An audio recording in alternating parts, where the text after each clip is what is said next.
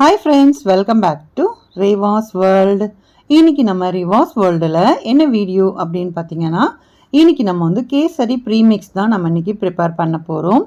So இந்த ப்ரீமிக்ஸை வச்சு எப்படி கேசரி நம்ம சூப்பராக பண்ணுறது அப்படிங்கிற வீடியோவும் இதில் சேர்த்துருக்கேன்.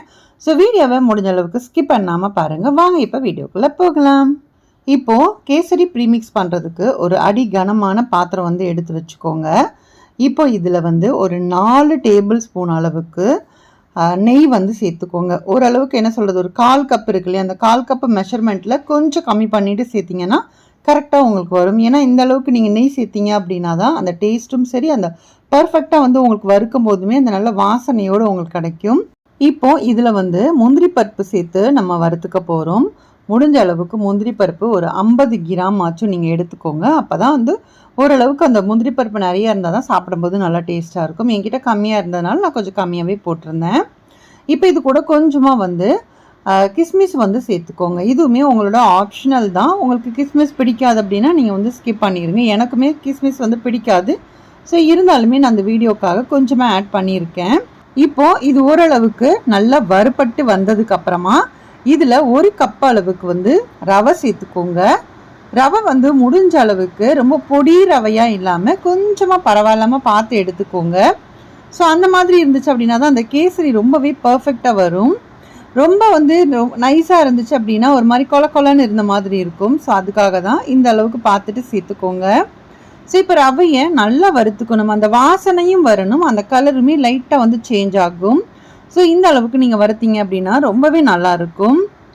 இப்போ நம்ம வந்து உடனே செய்யும் போது நம்ம எண்ணெய்லாம் ஊற்றி செய்வோம் இல்லையா, இதில் நம்ம எண்ணெய் சேர்த்து வச்சிட்டோம் அப்படின்னா ஒரு மாதிரி எண்ணெய்ச்சிக்கு வாடை வரும். அதனால முடிஞ்ச அளவுக்கு நெய்யிலேயே வந்து நீங்கள் வறுத்து வச்சுக்கோங்க. இப்போது ரவை வந்து நல்ல வாசனையும் வந்துருச்சு, அந்த கலருமே லைட்டாக சேஞ்ச் ஆகி, ஏன்னா அதிகமாக வந்து நீங்கள் வறுத்துட்டீங்க அப்படின்னா கருகி போயிடும். ஸோ அந்த ஸ்டேஜுக்கு முன்னாடியே நம்ம வந்து அடுப்பை ஆஃப் பண்ணிடணும். இப்போ நான் உங்களுக்கு அதுவும் காமிச்சிடுறேன். இப்போது நல்லாவே வறுத்துட்டோம். இதை வந்து நம்ம அப்படியே நம்ம சர்க்கரை கூட மிக்ஸ் பண்ண போகிறோம், அவ்வளோதான். ஆனால் இது கொஞ்சம் நேரம் ஆற வச்சுருங்க. ஏன்னா சூடாக இருக்கும் போது நீங்கள் சர்க்கரையை ஒன்றா கொட்டிட்டீங்க அப்படின்னா சர்க்கரை வந்து உங்களுக்கு அது மெல்ட் ஆகி ஆரம்பிச்சிடும். ஸோ அதனால அது கொஞ்சம் நேரம் ஆற வச்சதுக்கப்புறமா இப்போ அந்த சர்க்கரை கூட சேர்க்க போகிறோம். சர்க்கரையோட அளவு அப்படின்னு பார்த்தீங்கன்னா 1 கப் அளவுக்கு நம்ம வந்து ரவை எடுத்துருந்தோம் அப்படின்னா 1.5 1.25 கப் அளவுக்கு நீங்கள் சர்க்கரை வந்து பவுடர் பண்ணி வச்சுக்கோங்க. இது கூட ஏலக்காய் சேர்த்து கொஞ்சம் சர்க்கரை வந்து போட்டு நான் அடித்து எடுத்துக்கிறேன். ஸோ இது கூட கலர் வந்து நான் லெமன் கலரோ இல்லை கேசரி கலரோ, உங்களுக்கு எந்த கலர் உங்களுக்கு தேவைப்படுதோ அந்த மாதிரி நீங்கள் ஒரு கேசரி கலர் வந்து இதில் ஆட் பண்ணிக்கலாம். நீங்கள் இல்லை அப்படின்னா நீங்கள் குங்குமப்பூ சேர்க்குறீங்க அப்படின்னா குங்குமப்பூவும் கூட நீங்கள் சேர்த்து வச்சுக்கலாம். இப்போது ரவை நல்லா ஆறுனதுக்கப்புறமா கொஞ்சம் ஆறுனதுக்கப்புறமாவே சேர்த்துக்கோங்க. சேர்த்துட்டு இப்போது இந்த சர்க்கரை பவுடர் இருக்கு இல்லையா, இது கூட சேர்த்து எல்லாத்தையும் நல்லா மிக்ஸ் பண்ணிவிட்டு ஒரு பாட்டிலில் போட்டு நீங்கள் ஸ்டோர் பண்ணி வச்சுக்க முடியும். ஸோ இந்த மாதிரி நீங்கள் ப்ரிப்பேர் பண்ணி வச்சுக்கிட்டீங்க அப்படின்னா உங்களுக்கு எப்போ தேவையோ அந்த டைமில் நீங்கள் கொஞ்சமாக எடுத்து தண்ணி பாயில் பண்ணிவிட்டு நீங்கள் இது மட்டும் ஆட் பண்ணிங்கன்னா போதும். ரொம்ப சீக்கிரமாக பார்த்தீங்க அப்படின்னா உங்களுக்கு கேசரி வந்து ரெடி பண்ணிடலாம். ஏன் அப்படின்னா நம்ம ஒரு டைமில் வந்து இந்த கேசரி செய்யணும் அப்படின்னா ரவை எடுக்கணும், வறுக்கணும், அதுக்கப்புறம் முந்திரி பருப்பு வறுத்து போட்டு அதுக்கப்புறமா தான் நம்ம ப்ரிப்பேர் பண்ணுவோம் இல்லையா. ஸோ இது இன்னுமே கொஞ்சம் ஈஸியாக இருக்கும். ஸோ உங்களுக்கு அதே மாதிரி ரொம்ப கம்மியான குவான்டிட்டி தான் வேணும் அப்படின்னாலுமே நீங்கள் கொஞ்சம் கம்மியாகவே நீங்கள் எவ்வளோ ஒரு சின்ன பாத்திரத்தில் தண்ணி கொதிக்க வச்சு இதை ஒன்றா போட்டு கிண்டிட்டீங்க அப்படின்னா ஈஸியாக வந்து உங்களுக்கு கேசரி சாப்பிடணும்னு தோணுச்சுன்னா நீங்கள் டக்குன்னு இதை மாதிரி செஞ்சு சாப்பிட்டுக்கலாம். ஸோ அதுக்காக இது உங்களுக்கு ரொம்பவே யூஸ்ஃபுல்லாக இருக்கும். ஏன் அப்படின்னா நம்ம வந்து நிறைய செய்கிறோம் அப்படின்னா நம்ம வந்து பொறுமையாக உட்காந்து செய்வோம். ஏன்னா கொஞ்சமாக அப்படின்னா கண்டிப்பாக செய்ய மாட்டோம். ஸோ இந்த மாதிரி ப்ரீமிக்ஸ் இருந்துச்சு அப்படின்னா கண்டிப்பாக எப்பப்பெல்லாம் நம்மளுக்கு வந்து ஸ்வீட் சாப்பிடணும்னு தோணுச்சோ அந்த டைமில் நம்ம கண்டிப்பாக செஞ்சு சாப்பிட முடியும். ஸோ இந்த ப்ரீமிக்ஸை இந்த மாதிரி ரெடி பண்ணி நீங்கள் ஃப்ரிட்ஜ்லேயும் ஸ்டோர் பண்ணி வச்சுக்கலாம். ரொம்ப நாளைக்கு உங்களுக்கு இருக்கும். இது 2-3 மாதம் வரைக்கும் கூட நீங்கள் வச்சுக்க முடியும். முடிஞ்ச அளவுக்கு கண்ணாடி பாட்டிலில் ஸ்டோர் பண்ணிக்கோங்க. நல்லா ஏர்டைட் டப்பாவில் ஸ்டோர் பண்ணிங்க அப்படின்னா உங்களுக்கு சீக்கிரமாக வந்து கெட்டு போகாமல் உங்களுக்கு ரொம்ப நாளைக்கு நல்லாயிருக்கும். அதே மாதிரி நம்ம சேனலில் பார்த்திங்க அப்படின்னா idli premix, dosa premix, Pongal premix இதெல்லாம் வந்து ஆல்ரெடி அப்லோட் பண்ணியிருக்கேன். ஸோ தேவைப்பட்டுச்சு அப்படின்னா அதையும் ஒன்ஸ் செக் பண்ணி பாருங்கள். ஸோ இந்த மாதிரி பாட்டிலில் நம்ம ஸ்டோர் பண்ணி வச்சுக்கிட்டோம் அப்படின்னா ரொம்ப நாளைக்கு நம்மளுக்கு கெட்டு போகாமல் இருக்கும்.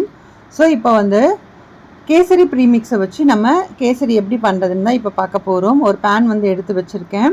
ஸோ நீங்கள் வந்து எந்த மெஷர் கப்பில் வந்து நீங்கள் எடுத்து நீங்கள் அளந்துக்கிறீங்களோ அதே மெஷர் கப்பில் தான் தண்ணியும் வந்து நீங்கள் எடுத்து பாயில் பண்ணணும். ஸோ இப்போ நான் தண்ணி ஊற்றுறேன் இல்லையா, இந்த கப்பில் பார்த்தீங்கன்னா 1 கப் அளவுக்கு ப்ரீமிக்ஸ் எடுத்துக்கிறேன் அப்படின்னா 1.5லேருந்து 1.25 கப் அளவுக்கு நீங்கள் தண்ணி வந்து சேர்த்துக்கோங்க.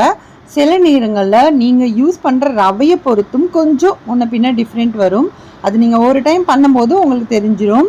ஸோ நான் என்னோட ரவைக்கு பார்த்தீங்கன்னா ஒரு 1.25 கப் அளவுக்கு தண்ணி ஊற்றுனீங்கன்னா கரெக்டாக இருந்துச்சு எனக்கு. ஸோ இப்போ வந்து தண்ணி பாயில் ஆகிற டைமில் ஒரு டீஸ்பூன் அளவுக்கு நெய் சேர்த்துக்கிட்டால் போதும். ஆல்ரெடி நம்ம நிறையவே நெய் சேர்த்து தான் வச்சுருக்கோம் இல்லையா, அதனால் இதில் ஒரு டீஸ்பூன் அளவுக்கு நெய் சேர்த்துக்கோங்க. தாராளமாக சேர்க்குறதா வந்து நீங்கள் எக்ஸ்ட்ராவும் நீங்கள் ஆட் பண்ணிக்கலாம், அது பற்றி எந்த பிரச்சனையும் கிடையாது.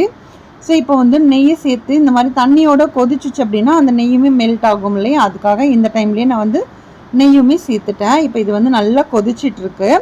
இப்போ நம்ம எடுத்து வச்சுருந்த ப்ரீமிக்ஸை வந்து நம்ம சேர்த்துக்கலாம். கேசரி ப்ரீமிக்ஸை வந்து நம்ம சேர்த்துக்கலாம். நான் வந்து எல்லோ ஃபுட் கலர் போட்டதுனால எல்லோ கலரில் கிடச்சிருக்கு. நீங்கள் ஆரஞ்சு கலரில் வந்து ஃபுட் கலர் ஆட் பண்ணுறீங்கன்னா நீங்கள் எந்த கலர் வேணுனாலும் நீங்கள் வந்து யூஸ் பண்ணிக்கலாம். ஸோ இப்போ இது வந்து நல்லா மிக்ஸ் ஆகட்டும். அந்த ரவை நல்லா போட்ட ரவை நல்லா வெந்து வரும். ஸோ ஏன்னா ஆல்ரெடி நல்லா வறுத்துருக்கோம் இல்லையா, அதனால் உங்களுக்கு பிசு பிசுன்னு ஒட்டாமல் உங்களுக்கு சூப்பராக நல்லா திரண்டு வரும்.